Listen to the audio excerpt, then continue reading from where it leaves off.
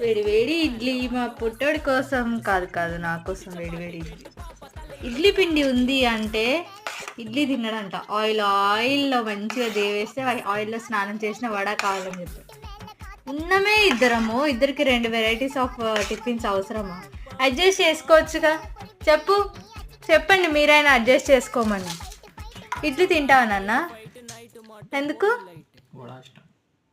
ఆయిల్లో స్నానం చేసిన వడ కావాలంట. బాగుందా వడ? ఇంకా టేస్ట్ చేయనే లేవు. వడ బాగుందని చెప్తున్నాడు. అది ఎట్లున్నా నచ్చుతుందిలే కదా. బాగుందా? ఇడ్లీ తిని ఇప్పుడు. వేడి వేడిగా ఉన్నాయి, దాంట్లో పొగలు వస్తున్నాయి, అది మాత్రం నచ్చదు. కాలిందా? తిని తొందరగా తిను.